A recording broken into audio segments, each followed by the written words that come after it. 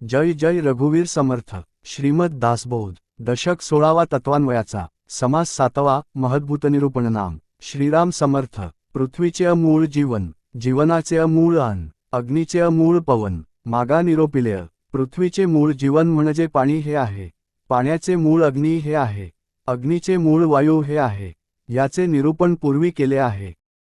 पवनाचे मूळ तो हा अंतरात्माची केवळ अत्यंतची चंचळ सकळांमध्ये। आता वायूचे मूळ जो अंतरात्मा त्याचे निरूपण ऐका। हा अंतरात्मा सर्वांमध्ये व्याप्त असून अत्यंतच चंचळ आहे।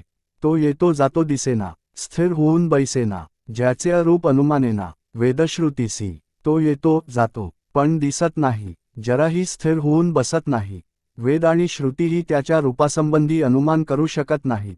मूळ्य मुळींचे अस्फुर्ण, त्यांची अंतरात्म्याचे लक्षण। जगदेश्वरापासून त्रिगुण, पुढे अजालेय, मूळ परब्रह्माच्या ठिकाणी जे आद्यस्फुरण तेच अंतरात्म्याचे लक्षण आहे। यालाच जगदीश्वर म्हणतात। त्याच्यापासूनच पुढे त्रिगुण प्रकट झाले। त्रिगुणापासून जालीय भूतेय, पावलीय पष्टदशेतेय, त्या भूतांचे स्वरूपतेय, विवेकेय ओळखावेय। त्रिगुणापासूनच पुढे पंचमहाभूते स्पष्ट दशेला आली। विवेकाने त्या पंचमहाभूतांचे स्वरूप जाणून घ्यावे। त्यामध्ये मुख्य आकाश, चौभूतांमध्ये विशेष, याच्या प्रकाशय प्रकाश, सकळ कान्ह्य। त्या पंचमहाभूतांमध्ये आकाश हे इतर 4 महाभूतांपेक्षा विशेष महत्त्वपूर्ण आहे। याच्या प्रकाशामुळेच सर्व काही प्रकाशित होते। एक विष्णू महद्भूत, ऐसा भूतांचा संकेत, परंतु याची प्रचिती पाहिली पाहिजे। एक विष्णू महद्भूत असे म्हटले जाते, परंतु विवेकाने याची प्रचिती घेतली पाहिजे। विस्तार्य बोलिलीय भूतेय, त्या भूतामध्ये व्यापकतेय, विवरून पाहता येतेय, प्रत्ययासी। सर्व भूतांचे विस्ताराने वर्णन केले आहे। त्या भूतामध्ये सर्वात ते व्यापक आहे, याचा प्रत्यय आपणांस विवरणाने येतो। आत्म्याच्या चपळपणापुढे वायोतेय किती बापुड्य, आत्म्याचे चपळपण रोकड्य, समजून पहावेय। अंतरात्मा हा इतका चपळ आहे की वायूही त्याच्या चंचळपणापुढे कमी पडतो। आत्म्याच्या चंचळपणाची रोकडी प्रचिती नीट समजून घ्यावी। आत्म्यावेगळे काम चालेना, आत्मा दिसेना ना आढळेना, गुप्तरूपे विचार नाना, पाहोन सोडी। आत्म्याशिवाय कुठलेही काम होऊ शकत नाही। तो अत्यंत सूक्ष्म असल्याने दिसत नाही, आढळत नाही, पण तोच गुप्तरूपाने नाना प्रकारे विचार करून निश्चय करतो। पिंड ब्रह्मांड व्यापून धरिलेय, नाना शरीर्य विळासलेय, विवेकी जनासी भासलेय, जगदांतरी। अंतरात्मा पिंड ब्रह्मांडास आत बाहेर व्यापून असतो, नाना शरीरांत तोच विलसत असतो। विवेकी पुरुषांना जगदांतरी त्याचा प्रत्यय येतो। आत्म्याविण देह चालती, हे अतुळ न घडे कल्पांत्य। अष्टा प्रकृतीच्या व्यक्ती रूपासी आल्या, अंतरात्म्याशिवाय देह चालू शकेल असे कल्पांतीही घडू शकत नाही। अष्टा प्रकृतीतील घटक जे पंचमहाभूते आणि त्रिगुण ते आत्म्यामुळे व्यक्त दशेस आले। मुळापासून शेवटवरी सकळ कान्ह्य आत्माच करी, आत्म्यापैलीकडे निर्विकारी परब्रह्मतेय। मुळापासून शेवटापर्यंत सर्व काही अंतरात्माच करतो। निर्विकारी परब्रह्म हे आत्म्याच्या पलीकडील आहे। आत्मा शरीर्य वर्ततो, इंद्रियंग्राम चेष्टवितो, नाना सुखदुःख भोगितो, देहात्मयोगेय। आत्मा हा शरीराच्या ठिकाणी राहतो। सर्व इंद्रिय समूहाला तोच चेतवितो, तसेच देह आणि अंतरात्मा यांच्या संयोगाने नाना सुख दुःखे भोगतो। सप्तकंचुक हे ब्रह्मांड, त्यामध्ये सप्तकंचुक पिंड, त्या पिंडामध्ये आत्मा जाग, विवेकीय ओळखा। हे ब्रह्मांड 7 आवरणांनी युक्त असून त्यातच सप्त आवरणांनी युक्त पिंड असतो। त्या पिंडामध्ये जो श्रेष्ठ असा आत्मा असतो तो विवेकाने जाणून घ्यावा। शब्द ऐकून समजतो, समजून प्रत्युत्तर देतो, कठीण मृद शीतोष्ण जाणतो। त्वचेमध्ये तोच शब्द ऐकून त्याचा अर्थ समजून घेतो आणि प्रत्युत्तरही देतो। त्वचेच्या योगे तो कठीण, मद तसेच शीत आणि उष्ण हेही जाणतो। नेत्रिय भरोनी पदार्थ पाहण्य, नाना पदार्थ परीक्षण्य, उंच नीच समजण्य। मनामध्ये नेत्रामध्ये भरून राहून नाना पदार्थ पाहतो, त्यांची परीक्षा करतो आणि मनामध्ये त्यातील श्रेष्ठ कनिष्ठही समजतो।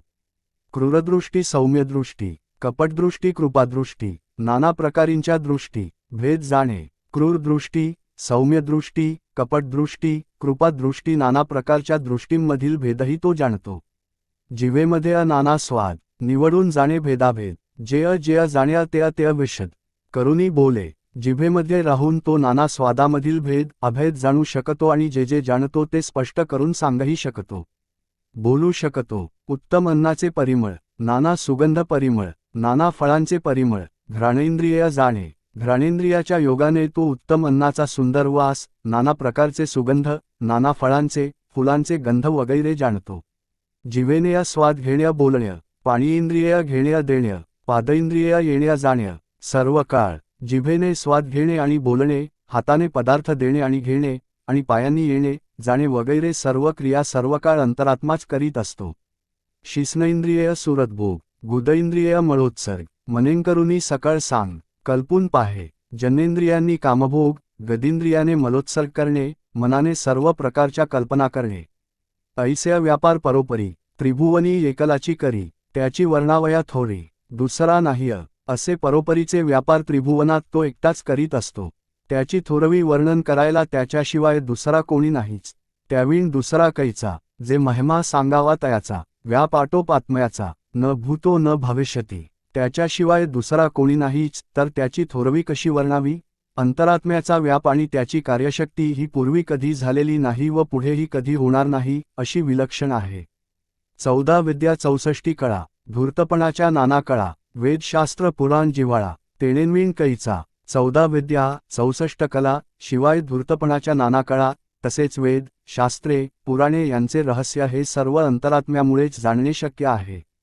त्याच्याशिवाय काहीही शक्य नाही. येहलोकींचा आचार, परलोकीय सारासार विचार, उभयलोकींचा निर्धार आत्माच करी. इहलोकातील आचार, परलोकासंबंधी सारासार विचार, याप्रमाणे उभय लोकांसंबंधी निर्धार अंतरात्माच करतो. नाना मते नाना भेद, नाना संवाद व्यवाद, नाना निश्चय भेदाभेद, आत्माच करी. नाना मते, नाना भेद, नाना संवाद आणि नाना विवाद, नाना निश्चय आणि भेदाभेद सर्व अंतरात्माच करतो.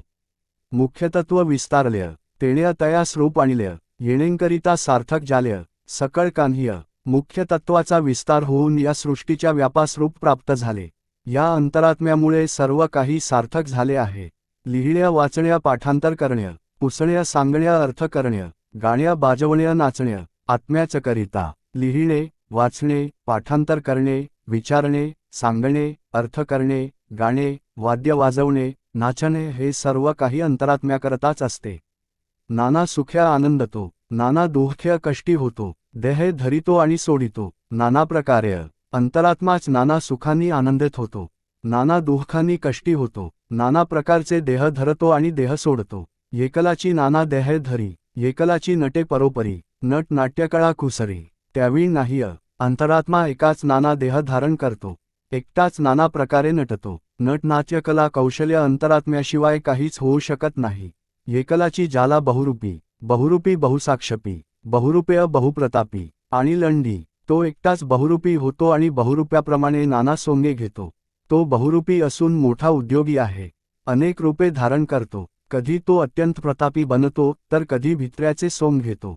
एकलाची विस्तारला कैसा, पाहे बहुविध तमासा, दंपत्तेंविण कैसा विस्तारला. तो एकटच असून त्याचा इतका अफाट विस्तार झालाच कसा हे एक आश्चर्यच आहे. दाम्पत्य नसून अंतरात्म्याचा एवढा विस्तार कसा काय झाला. स्त्रियांस पाहिजे पुरुष, पुरुषासी पाहिजे स्त्रीवेश, ऐसा आवडीचा संतोष. परस्परेय, स्त्रीला पुरुष हवासा वाटतो, पुरुषाला स्त्री हवी असते. याप्रमाणे परस्परांना परस्परांच्या आवडीमुळे संतोष वाटतो. स्थूळाचे मूळ ते अलिंग, लिंगामध्ये हे प्रसंग, येण्या प्रकारे जग प्रत्यक्ष चाले. स्थूल देहाचे मूळ सूक्ष्म देहात आहे. सूक्ष्म देहातील वासनेमुळे स्त्री पुरुष हा भेद निर्माण होतो. याप्रमाणे जगात प्रत्यक्ष व्यवहार चालतो. पुरुषांचा जीव स्त्रियांची जीवी, ऐसी होते उठाठेवी, परी या सूक्ष्माची गोवी, समजली पाहिजे. पुरुषांचा जीव आणि स्त्रियांची जीवी असे मुळात नाही, पण अज्ञानी लोक उगीचच अशी उठाठेव करतात. परंतु सूक्ष्म देहातील हा वासनेचा गुंता मात्र विवेकाने जाणून घेतला पाहिजे. स्थूळांकरिता वाटे भेद, सूक्ष्म्या अवघेंची अभेद, ऐस्य बोलण्या निरुद्ध, प्रत्यया आलेय. स्थूल देहामध्ये हा भेद दिसतो खरा, पण सूक्ष्माच्या ठिकाणी अभेदच असतो. असे हे निश्चयात्मक असून अनुभवास येणारे आहे. बायकोने बायकोस भोगिल्य, ऐस्य नाहीय किय घडल्य, बायकोस अंतरी लागल्य, ध्यान पुरुषाचे. स्त्रीने स्त्रीचा उपभोग घेतला असे कधी घडत नाही. स्त्रीच्या अंतरी पुरुषाचेच ध्यान लागलेले असते. स्त्रीसी पुरुष पुरुषास वधू, ऐसा आहे हा संबंधू. याकारणे सूक्ष्म संवादू, सूक्ष्मीयचा आहे. स्त्रीस पुरुष हवा असतो आणि पुरुषास वधू म्हणजे स्त्री हवी असते असा हा संबंध असतो. म्हणून या सूक्ष्म संवादाचे मूळ सूक्ष्म देहातच म्हणजे वासनेतच आहे. पुरुषीचे प्रकृती, प्रकृतीमध्ये पुरुष व्यक्ती, प्रकृती पुरुष बोलती, येणे न्याय. पुरुषाच्या ठिकाणी जी इच्छा ती म्हणजे प्रकृती आणि प्रकृतीमध्ये जी जाणीव तो पुरुष होय. या न्यायानेच लोक पुरुष प्रकृती किंवा प्रकृती पुरुष असे म्हणतात. पिंडावरून ब्रह्मांड पाहाव्य, प्रचितीने अप्रचितीस घ्याव्य, उमजेना तरी उमजाव्य, विवराविवरो. याप्रमाणे पिंडावरून ब्रह्मांडाचा विचार करावा. पिंडातील अनुभवाने ब्रह्मांडातील अनुभव जाणावा. जर हे उमजत नसेल तर वारंवार विवरण करून समजून घ्यावे. द्वैतैच्छा होते मूळ्य, तरी ते आली भूमंडळीय, भूमंडळीय आणि मूळ्य, रुजू पहाव्य. मूळमायेतच द्वैताची इच्छा झाली, तेच द्वैत पुढे दृश्यसृष्टीत आले. दृश्यसृष्टीतील द्वैत आणि मूळमायेतील द्वैत यांचा मेळ घालून पहावा. येथे मोठा जाला साक्षेप, फिटला श्रोतयांचा आक्षेप. जे प्रकृती पुरुषाचे रूप निवडून गेले, याप्रमाणे प्रकृती पुरुषाचे रूप येथे स्पष्ट करून सांगितले आहे. त्यामुळे श्रोत्यांच्या आक्षेपाचे समाधान झाले आहे. हे फारच मोठे कार्य साधले गेले आहे, असे श्रीसमर्थ म्हणतात. इति श्रीदासबोधे गुरुशिष्य संवादे महद्भूत निरूपणनाम समास 7वा. जय जय रघुवीर समर्थ.